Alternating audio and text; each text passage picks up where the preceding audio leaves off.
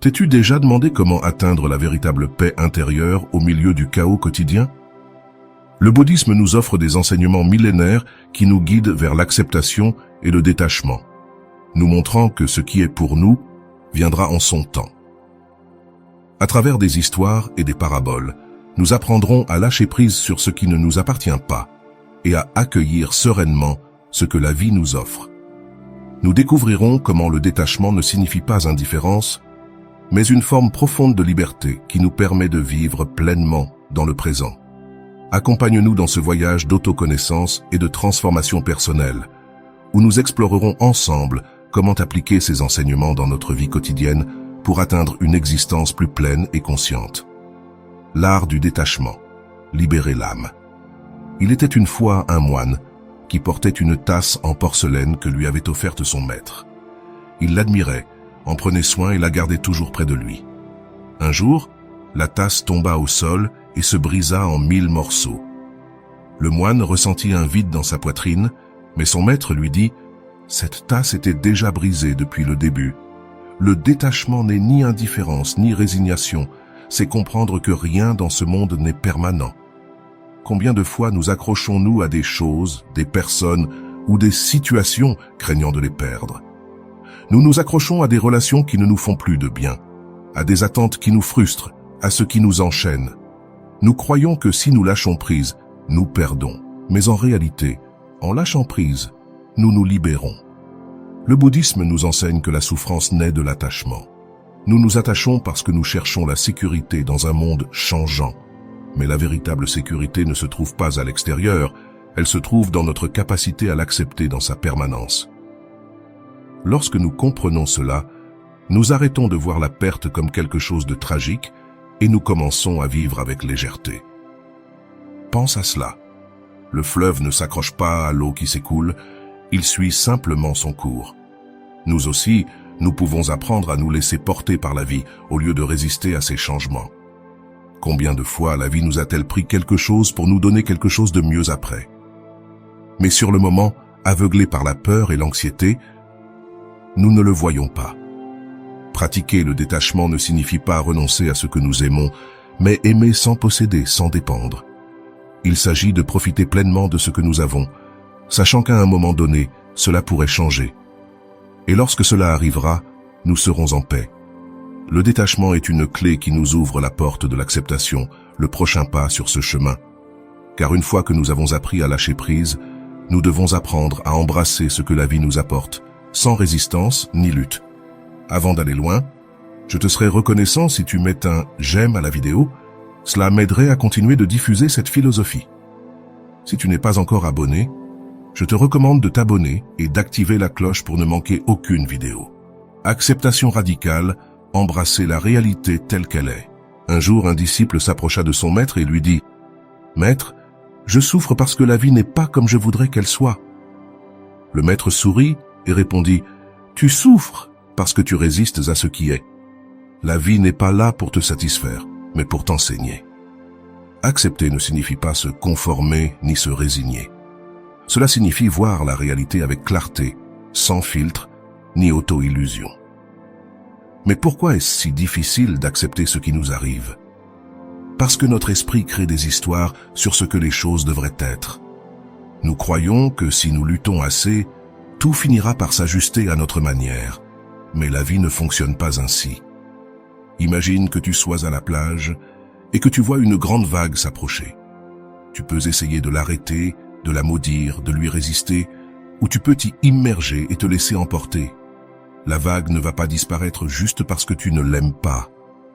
Il en va de même pour les situations que nous ne pouvons pas contrôler. Résister ne fait qu'amplifier la souffrance. Accepter la vie telle qu'elle est ne signifie pas que nous devons nous résigner à ce qui nous blesse ou nous nuit. Il ne s'agit pas de supporter les injustices, ni de cesser de lutter pour ce que nous voulons. Il s'agit de reconnaître ce qui est, sans le nier, ni dramatiser. Une fois que nous avons accepté, nous pouvons décider avec plus de clarté ce que nous allons faire à ce sujet. Pensons à l'histoire de l'archer. Un archer expérimenté peut calculer la trajectoire de sa flèche avec précision, mais il y a des facteurs qui ne dépendent pas de lui. Le vent, l'humidité, le mouvement de la cible. Il peut se lamenter et se frustrer, où il peut ajuster son tir, s'adapter et tirer à nouveau. Dans la vie, beaucoup de choses échappent à notre contrôle. L'acceptation nous permet de nous concentrer sur ce que nous pouvons faire. Parfois, nous résistons à la réalité parce que nous avons l'impression qu'accepter cela signifie perdre, mais c'est l'inverse qui est vrai. Accepter nous donne du pouvoir, nous libère du poids de la lutte inutile, nous permet de lâcher prise sur ce que nous ne pouvons pas changer et de nous concentrer sur ce qui est entre nos mains. Le secret est de changer la question. Au lieu de nous demander « Pourquoi cela m'arrive-t-il ?» Swing, nous pouvons nous demander « Pourquoi cela m'arrive-t-il ?» Cette simple différence change notre perspective, nous permet de trouver un apprentissage là où nous ne voyons que de la souffrance. Accepter signifie aussi nous embrasser nous-mêmes avec nos lumières et nos ombres. Bien souvent, notre plus grande lutte est avec nous-mêmes, nos erreurs, nos imperfections, nos choix passés. Mais nous punir ne nous aide pas. Ce n'est que lorsque nous nous acceptons que nous pouvons nous transformer. Le moine qui a brisé sa tasse a compris que tout était destiné à être comme cela, et dans cette compréhension, il a trouvé la paix. Nous aussi, nous pouvons le faire. Lorsque nous cessons de résister à ce qui est inévitable, nous trouvons une tranquillité profonde. Et c'est dans cette tranquillité que naît la confiance. La confiance que ce qui est pour nous viendra et ce qui ne l'est pas s'en ira. Dans le prochain chapitre, nous explorerons des histoires bouddhistes qui nous aideront à comprendre comment la vie nous donne toujours ce dont nous avons besoin, même lorsque nous ne le comprenons pas. La méditation nous aide à trouver la clarté au milieu du chaos. Dans le prochain chapitre, nous explorerons comment la pratique de la méditation nous permet de nous connecter à la paix intérieure et de renforcer notre confiance en la vie. La pratique de la méditation pour cultiver la paix intérieure dans un monastère bouddhiste, un disciple s'approcha de son maître et lui dit « Mon esprit est un tourbillon de pensées. J'essaie de trouver la paix, mais plus j'essaie, plus je me sens agité. » Le maître sourit et lui demanda de prendre un verre d'eau avec de la terre et de le secouer. « Maintenant, attends, lui dit-il. Peu à peu, la terre se déposa au fond et l'eau devint cristalline. « C'est ainsi que fonctionne l'esprit, expliqua le maître. Si tu le laisses calme, la clarté arrive d'elle-même. » La méditation est l'un des outils les plus puissants du bouddhisme pour entraîner l'esprit et trouver la paix intérieure. Il ne s'agit pas de laisser l'esprit vide ou d'échapper aux problèmes. Il s'agit d'observer sans juger, de permettre aux pensées de circuler sans s'y accrocher. Nous vivons dans un monde d'impulsions constantes, notifications, réseaux sociaux, nouvelles, préoccupations. Notre esprit est toujours occupé. Mais lorsque nous méditons, nous lui donnons une pause. C'est comme si nous éteignions le bruit extérieur pour écouter ce qui compte vraiment. Les bienfaits de la méditation sont soutenus par la science. Elle réduit le stress, améliore la concentration, renforce le système immunitaire.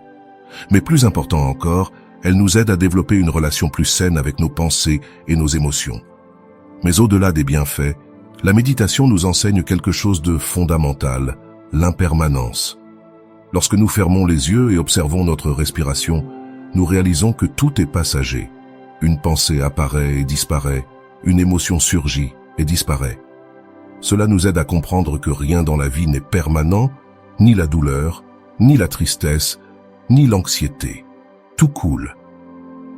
Beaucoup de personnes disent qu'elles ne peuvent pas méditer parce que leur esprit ne s'arrête pas, mais l'esprit n'a pas à s'arrêter. Méditer n'est pas cesser de penser, c'est apprendre à voir les pensées comme des nuages dans le ciel. Elles viennent et partent, mais le ciel reste là.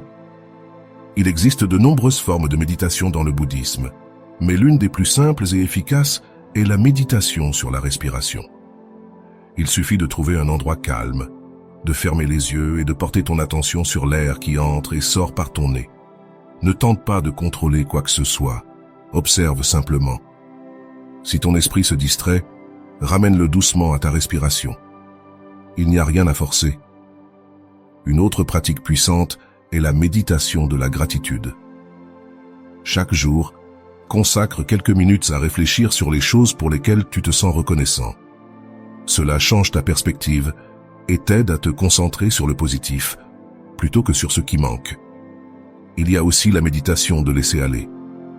S'il y a quelque chose qui te préoccupe ou te pèse, imagine que tu le tiens dans tes mains, respire profondément et, avec chaque expiration, imagine que tu le lâches peu à peu.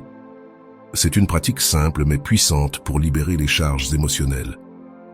À mesure que nous méditons régulièrement, nous commençons à remarquer des changements. Nous réagissons moins face aux difficultés, nous ressentons plus de paix dans notre quotidien, nous apprenons à vivre avec plus de présence, et cette présence est clé pour lâcher prise et flotter avec la vie.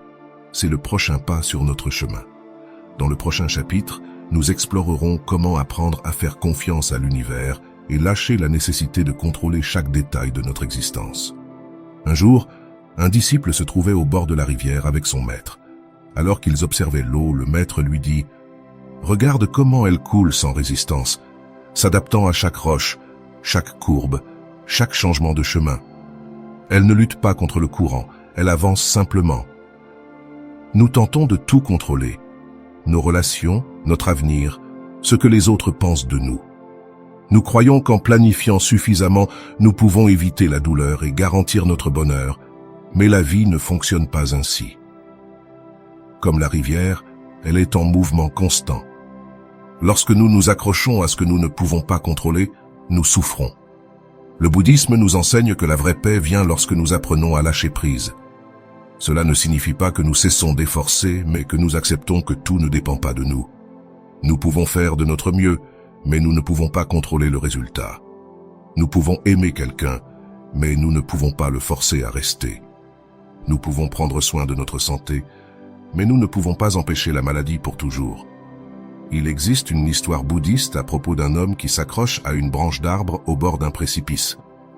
Il est épuisé, mais il a peur de lâcher. Il ne sait pas qu'il y a un sol ferme juste en dessous de lui. S'il lâchait, il atterrit sans problème, mais sa peur le maintient captif. Ainsi vivons-nous. Nous accrochons à des emplois qui ne nous rendent pas heureux, à des relations qui ne fonctionnent plus, à des attentes qui nous frustrent. Nous avons peur de lâcher prise parce que nous croyons que nous allons tomber, mais en réalité souvent, lâcher prise est ce qui nous sauve. Mais comment apprenons-nous à lâcher le contrôle? D'abord, en acceptant que l'incertitude fasse partie de la vie. Il n'y a pas de garantie absolue. Le problème n'est pas l'incertitude, mais notre résistance à elle. Plutôt que de voir l'avenir avec peur, nous pouvons le voir avec curiosité. Quelles opportunités la vie me réservera-t-elle? Il est aussi utile de se rappeler que souvent, ce que nous croyons être un problème est en réalité une porte. Il y a des gens qui ont perdu leur emploi et trouvé leur véritable vocation, des relations qui se sont terminées pour laisser place à quelque chose de mieux. Tout est connecté de manière à ce que nous ne puissions pas toujours le voir à l'instant. Une autre manière de pratiquer le détachement est de cesser de nous identifier aux résultats. Nous faisons quelque chose parce que nous l'apprécions, pas seulement parce que nous attendons une récompense. Comme un peintre qui peint sans se soucier de savoir s'il vendra son tableau, comme un enfant qui joue sans penser à gagner. Lorsque nous agissons depuis cet endroit, la vie devient plus légère. La méditation est aussi essentielle. Elle nous aide à observer nos peurs sans nous laisser emporter par elles. Elle nous permet de voir clairement ce que nous pouvons et ne pouvons pas changer. Lâcher le contrôle ne signifie pas laisser tout au hasard. Cela signifie que nous avons confiance en ce qui va se passer. Nous saurons y faire face. Cela signifie que nous arrêtons de résister et commençons à flotter avec la vie. Et quand nous flottons, quelque chose de beau se passe. Nous commençons à ressentir plus de compassion, non seulement pour les autres, mais aussi pour nous-mêmes.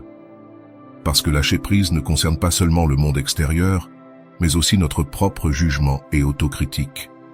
Dans le prochain chapitre, nous explorerons comment la compassion nous aide à vivre avec plus d'amour et moins de souffrance. Un moine marchait sur un sentier lorsqu'il vit un homme se frapper la poitrine et pleurer. « Maître, dit l'homme, j'ai commis de nombreuses erreurs, j'ai blessé des personnes que j'aime, et je ne peux pas me pardonner. » Le moine lui répondit doucement, « Si un oiseau se brise l'aile en volant mal, comment pourrait-il voler à nouveau? La culpabilité est la pierre qui empêche notre progression. La compassion est le vent qui nous permet de continuer. Dans le bouddhisme, la compassion est l'un des piliers les plus importants, mais il ne s'agit pas seulement d'être aimable envers les autres, il s'agit aussi d'apprendre à être aimable avec nous-mêmes. Bien souvent, nous sommes notre pire juge, nous nous punissons pour des erreurs passées, nous exigeons la perfection et nous nous parlons durement. Nous nous disons des choses que nous ne dirons jamais à une personne que nous aimons. Mais à quoi sert cette dureté? Est-ce que cela nous aide à nous améliorer? La vérité, c'est que non. L'autocompassion n'est pas une excuse pour éviter la croissance, mais la base pour changer sans peur. Un arbre ne devient pas plus fort si on le frappe, mais si on l'arrose avec patience. Il existe une pratique bouddhiste appelée BNA, ou méditation de l'amour bienveillant. Elle consiste à répéter des phrases de compassion, d'abord envers nous-mêmes, puis envers les autres. Cela commence par quelque chose de simple, comme « que cela soit bien, que tu sois heureux, que tu vives en paix ». Au début, cela peut sembler étrange. Beaucoup de gens trouvent difficile de se souhaiter du bonheur à soi-même, parce qu'ils ont l'impression de ne pas le mériter. Mais la réalité, c'est que c'est seulement lorsque nous apprenons à nous traiter avec amour que nous pouvons offrir un amour véritable aux autres. La compassion signifie aussi comprendre que nous sommes tous sur un chemin d'apprentissage. Personne ne naît en sachant comment vivre. Nous faisons tous des erreurs, nous prenons de mauvaises décisions, nous réagissons de façon que nous regrettons ensuite. Mais si nous continuons à nous punir pour le passé, nous ne pourrons pas avancer. Avec compréhension, non pas parce que l'autre personne le mérite, mais parce que nous méritons la paix. Il y a une histoire bouddhiste sur un homme qui portait un sac de pierre sur son dos. Il était épuisé, mais continuait à marcher sans le lâcher. Un moine le vit et lui demanda « Pourquoi portes-tu ce poids ?»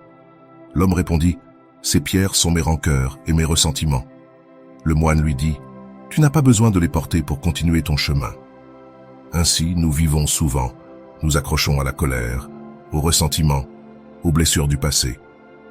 Nous croyons qu'en gardant la rancune, nous punissons ceux qui nous ont fait du tort. Mais en réalité, nous nous punissons nous-mêmes. Lâcher le ressentiment ne signifie pas oublier, mais se libérer du poids qui nous empêche d'avancer. Un maître bouddhiste a dit un jour, « Si tu tiens une braise avec l'intention de la lancer à quelqu'un, c'est toi qui te brûles en premier. » La colère et la haine nous détruisent plus que la personne à qui elles sont destinées. Mais comment cultiver la compassion lorsque nous avons été blessés? D'abord, en comprenant que chaque personne agit selon son niveau de conscience. Quelqu'un qui fait du mal aux autres souffre probablement aussi. Cela ne justifie pas ses actes, mais cela nous aide à ne pas les prendre de manière personnelle. Ensuite, en nous donnant la permission de guérir. Nous n'avons pas à porter la blessure éternellement. Nous pouvons choisir de clore ce chapitre et de passer à autre chose. Et enfin, en nous souvenant que la compassion n'est pas une faiblesse, mais une force. Il faut plus de courage pour pardonner que pour garder rancune. Il faut plus de bravoure pour lâcher prise que pour s'accrocher. Lorsque nous cultivons la compassion, notre vie change. Nous arrêtons de réagir par peur et commençons à agir avec amour. Nous devenons plus patients, plus compréhensifs, plus légers. Et cette compassion transforme non seulement notre relation avec nous-mêmes et avec les autres, mais elle nous aide aussi à vivre de manière plus harmonieuse et en paix avec le monde. Dans le prochain et dernier chapitre, nous explorerons comment intégrer ces enseignements dans notre vie quotidienne pour vivre avec plus de sagesse et de plénitude. Intégrer les enseignements bouddhistes dans la vie quotidienne. Un moine et son disciple marchèrent dans la forêt. Le disciple, anxieux, lui demanda « Maître, combien de temps me faudra-t-il pour atteindre l'illumination ?»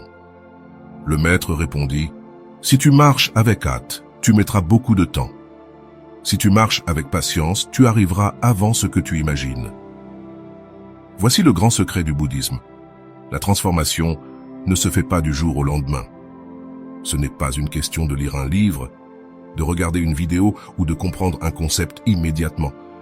Il s'agit d'appliquer ce que l'on a appris jour après jour dans notre vie quotidienne. Car il ne sert à rien de savoir que l'attachement cause la souffrance si l'on continue à s'y accrocher par peur. Il ne sert à rien de comprendre l'importance de l'acceptation si l'on continue à résister à ce qui est. Ce n'est pas un beau concept, mais une manière de vivre.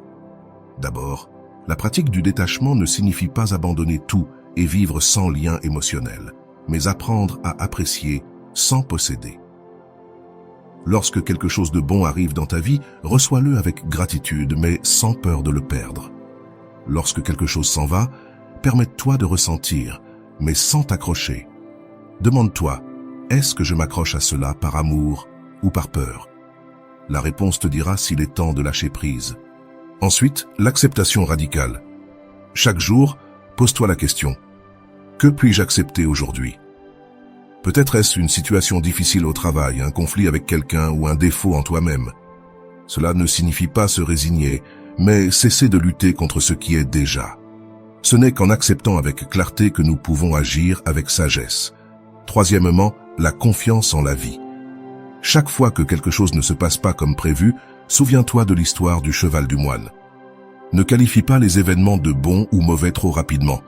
Demande-toi, quelle leçon cela m'enseigne-t-il? Avec le temps, tu verras que tout a un but. Quatrièmement, la méditation quotidienne. Elle ne doit pas être longue ni compliquée. Quelques minutes de respiration consciente peuvent faire la différence. Si chaque jour tu prends 5 minutes pour observer ta respiration, ton esprit se calmera peu à peu. Ne t'attends pas à des résultats immédiats, mais tu verras qu'avec le temps, tu réagiras moins et comprendras plus.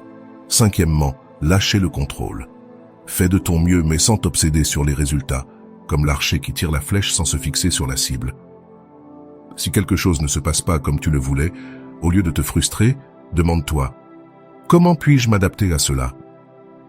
Souviens-toi que les meilleures choses de la vie ne sont pas planifiées. Elles se produisent simplement quand nous sommes ouverts à les recevoir. Sixièmement, la compassion dans chaque action. Tu n'as pas besoin de faire de grands gestes pour pratiquer la compassion. Un geste aimable, un mot d'encouragement, même un sourire, peuvent changer la journée de quelqu'un. Mais surtout, sois compatissant envers toi-même. Au lieu de te critiquer pour chaque erreur, parle-toi comme tu parlerais à un ami. La vie est un chemin en constante évolution. Ne t'attends pas à atteindre un état d'illumination parfait. Il ne s'agit pas d'atteindre un but, mais de marcher avec conscience. Il y aura des jours où tu oublieras tout cela et réagirons avec attachement, peur ou frustration. Et c'est bien ainsi. L'apprentissage n'est pas linéaire. Ce qui est important, c'est de revenir encore et encore à ces principes. Le bouddhisme n'est pas une théorie, c'est une pratique. La meilleure façon de l'intégrer, c'est de le vivre, d'expérimenter, de se tromper et de continuer à avancer. Chaque jour est une nouvelle occasion d'appliquer ces enseignements, de lâcher un peu plus, de faire confiance un peu plus, de vivre avec plus de paix. Si cette vidéo t'a aidé, abonne-toi à la chaîne pour continuer à explorer ensemble ces enseignements qui transforment la vie. Laisse-nous dans les commentaires quelle leçon t'a le plus touché et si tu as vécu des expériences où la vie t'a montré que tout arrive en son temps. Nous voulons te lire. À bientôt dans la prochaine vidéo.